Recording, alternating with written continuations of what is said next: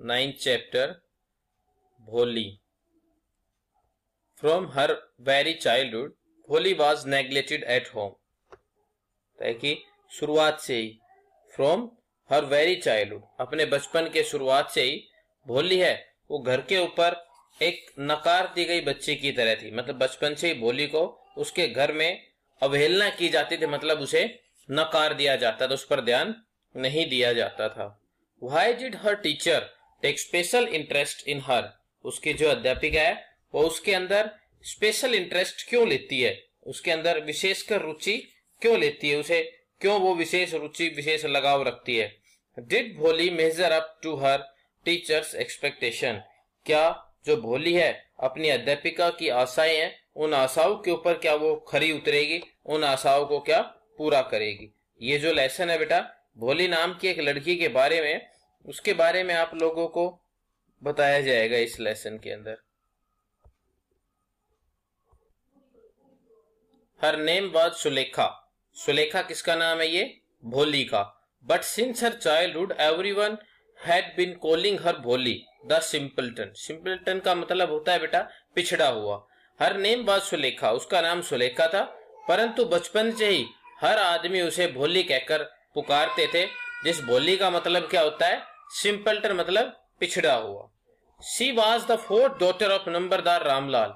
वह जो नंबरदार रामलाल था उसकी चौथी बेटी थी। When she was 10 months old, और जब वो 10 महीने की थी, शी हैड फॉलन ऑफ मतलब गिर जाना, द कोट मतलब होता है बेटा चारपाई, on her head and perhaps it had damaged some part of her brain. और बताया कि जब वो 10 महीने की थी तो एक चारपाई से गिर जाती है सर के बल, और शायद उसके दिमाग का कोई हिस्सा है वो डैमेज हो जाता है, वो टूट जाता है या खराब हो जाता है, उसमें चोट आ जाती है। That was why she remain a backward child and come to be known as Bholi the simpleton. इस वजह से वो एक पिछड़ी हुई बच्ची बन जाती है, मतलब पिछड़ी हुई रह जाती है, अपनी एज के अकॉर्डिंग उसकी ग्रोथ नहीं होती है, और उसे भोली के नाम से जाना जाता है। और जिस भोली का मतलब होता है सिंपल्टन मतलब पिछड़ा हुआ या साधारण। At birth the child was very fair and pretty. बचपन के समय जब उसका जन्म हुआ था तो जन्म के समय जो बच्ची थी बड़े ही साफ रंग की और सुंदर बच्ची थी। But when she was 2 years old, परंतु जब वो 2 साल की थी, she had an attack of small pox. तो उसे स्मॉल पॉक्स क्या होता है बेटा, तो उसे क्या हो जाती है, एक बीमारी हो जाती है। स्मॉल पॉक्स होता है चेचक की बीमारी, उसे चेचक की एक बीमारी हो जाती है। Only the eyes were saved, केवल उसकी आंखें ही सुरक्षित बचती है। But the entire body was permanently disfigured by deep black pock marks, परंतु उसका पूरा शरीर है परमानेंटली मतलब होता है स्थायी रूप से, डिसफिगर्ड बाय उसके ऊपर धब्बे हो जाते हैं, काले काले जो पोक मार्क्स है उनके चेचक के निशान के धब्बे हो जाते हैं। Little Sulekha could not speak till she was 5।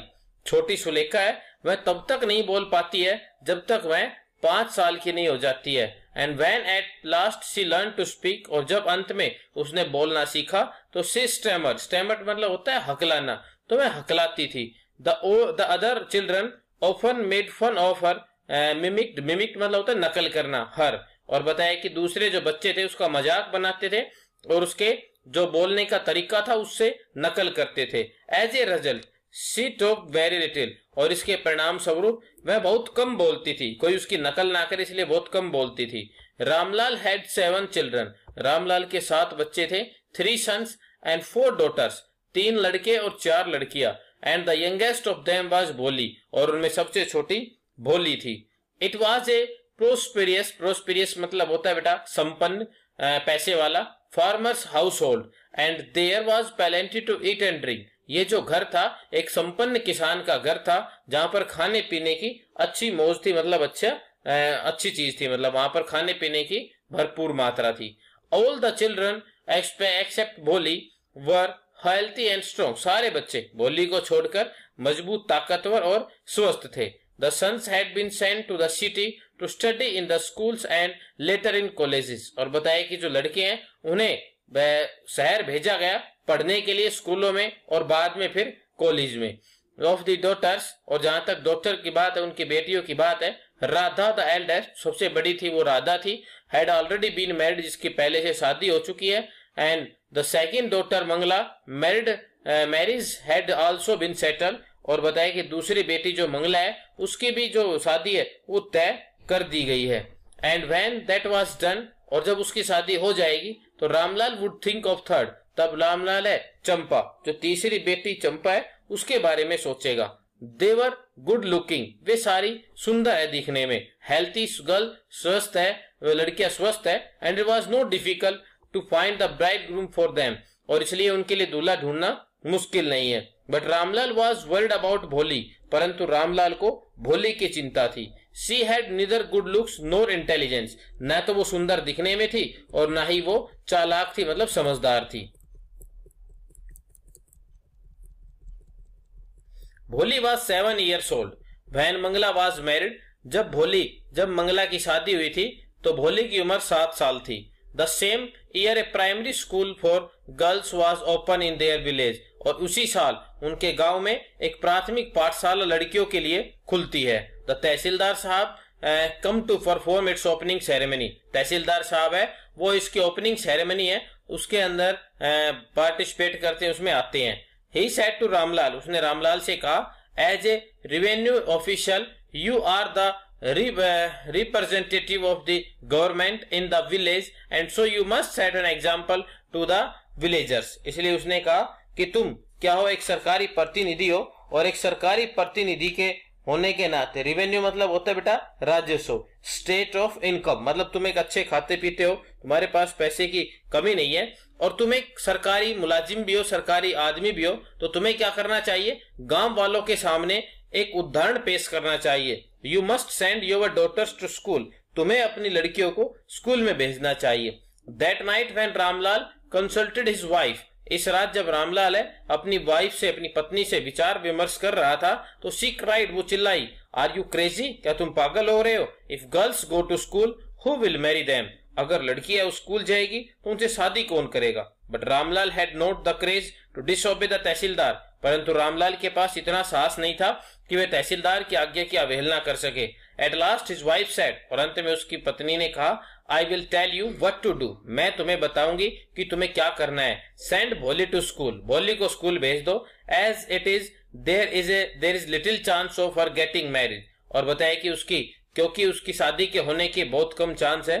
With her ugly face and lack of sense, क्योंकि उसका चेहरा भद्दा है और उसके अंदर अकल भी कम है। Let the teachers at some school worry about her, बताया कि इसके जो अध्यापक है उन्हें इसकी चिंता करने दो। The next day Ramlal caught Bholi by the hand and said, come with me, अगले दिन रामलाल ने भोली का हाथ पकड़ा और उससे कहा कि चलो मेरे साथ, I will take you to school, मैं तुम्हें स्कूल लेकर चलूंगा। भोली वॉज फ्राइटन, भोली है वो डर जाती है। She did not know what A school was like, बताया कि she did not know what A school was like, वो नहीं जानती थी कि एक स्कूल जो होता है बेटा वो कैसा होता है। She remembered how a few days ago their old cow Lakshmi had been turned out of the village house and sold, उसे याद आता है किस प्रकार कुछ दिन पहले उनकी एक बूढ़ी गाय थी जिसका नाम था लक्ष्मी, उसे घर से निकाल दिया गया था इसी प्रकार और बेच दिया गया था। No, she shouted in terror and pulled her hand away from her father's grip. वह नो, क्योंकि अगलाती थी ना बेटा, तो नो, वह चिल्लाई और वह डर जाती है और अपना जो हाथ है अपने पिता से छुड़वा लेती है और भाग जाती है। What's the matter with you, you fool? shouted Ramlal, तुम्हारे साथ हो क्या रहा है, तुम मूर्ख हो, रामलाल चिल्लाया। I am only taking you to school, मैं तुम्हें केवल स्कूल लेकर जा रहा हूं। Then he told his wife, तो उसने अपनी पत्नी से कहा, let her wear some decent clothes, decent मतलब साफ सुंदर, today, आज इसे कुछ साफ सुंदर कपड़े को पहना दो, or else what will the teachers and the other school girls think of us when they see her, नहीं तो जो स्कूल के अध्यापक है और दूसरी स्कूल के लड़के हैं वो हमारे बारे में क्या सोचेंगे जब वो इसे देखेंगे, जब भोली के मैले कपड़े देखेंगे तो हमारे बारे में क्या सोचेंगे, तो इसलिए क्या कर दो, इसे अच्छे कपड़े पहना दो। रामलाल अपनी पत्नी से कहता है भोली के बारे में। New clothes had never been made for Bholi, नए कपड़े भोली के लिए कभी नहीं बनवाए जाते थे। The old dresses of her sisters were passed on to her, और जो जो पुरानी ड्रेस होती थी उसकी बहनों की, वो उसको दे दी जाती थी।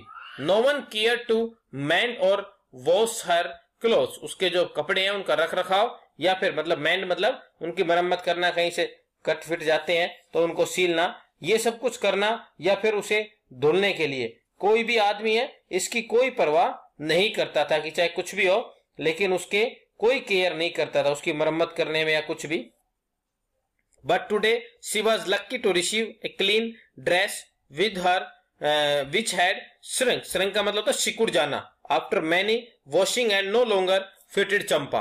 और बताया कि लेकिन आज उसे क्या किया गया बेटा, आज वो बड़ी सौभाग्यशाली थी कि उसे एक साफ सुथरी ड्रेस मिली, जो ड्रेस क्या हो गई थी, सिकुड़ गई थी, और उसके बाद धोने से, बार बार धोने से वो ड्रेस थी वो सिकुड़ गई थी, और अब चंपा को वो फिट नहीं आती थी, इसलिए वो किसे दे दी गई, भोली को दे दी गई थी। She was even bath and oil was rubbed, oil was rubbed, उसके सर में तेल लगाया गया, into her dry and matted hair, dry मतलब रूखे, है ना, रूखे बाल हो जाते हैं ना, और मैटेड मतलब होता है उलझे हुए, ठीक है, और उसके उलझे हुए और रूखे बालों के अंदर तेल भी लगाया, उसे नहलाया गया, उसके रूखे और उलझे हुए बालों के अंदर तेल भी लगाया गया। Only then did she begin to believe that she was being taken to a place better than her home, तब उसे विश्वास हुआ कि उसे घर की बजाय किसी अच्छी जगह पर ले जाया जा रहा है। When they reached the school, जब वो स्कूल में पहुंचे, the children were already in their classrooms, बच्चे पहले से ही अपनी कक्षाओं में थे। Ramlal handed over his daughter to the head mistress, और जो रामलाल है वो अपनी बेटी को हेड मिस्ट्रेस है, जो वहां की अध्यापिका है, मुख्य अध्यापिका, उसके हवाले कर देता है। लेफ्ट एलोन, उसे अकेली छोड़कर, the poor girl looked about her with fear laden eyes, और बताया कि वह बेचारी डरी हुई जो लड़की है वह डरी हुई आंखों से चारों तरफ देखती है।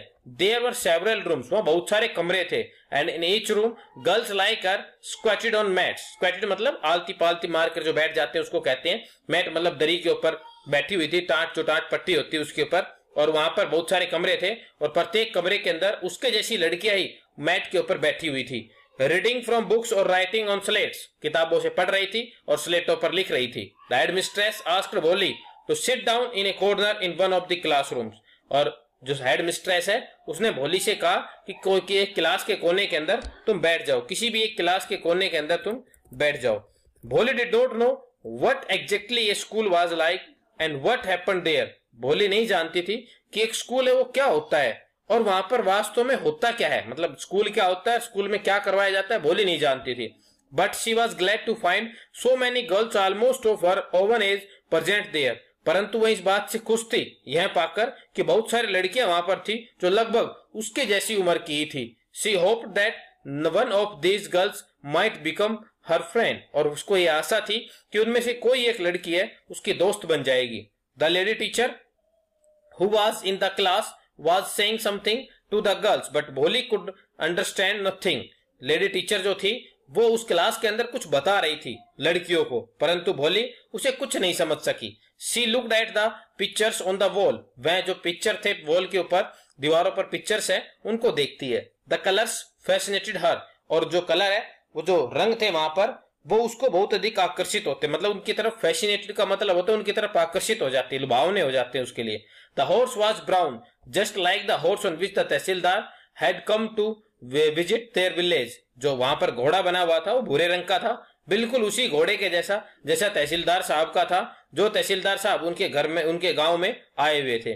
The goat was black like the goat of their neighbour, और जो बकरी है बिल्कुल काली थी जैसे कि उनके पड़ोसी की थी। The parrot was green like the parrot she had seen in the mango orchard, बताया कि और जो तोता था बिल्कुल हरा था जैसा कि वो बाग में देखते थे, आम के बाग में। And the cow was just like their Lakshmi, और जो गाय बनी हुई थी वो बिल्कुल उनकी लक्ष्मी जैसी थी। एंड सडनली भोली noticed that the teacher was standing bye her side smiling at her, और तभी अचानक भोली ने देखा कि उनकी जो टीचर है उसके नजदीक खड़ी हुई है और उसको उसकी तरफ देखकर मुस्कुरा रही है।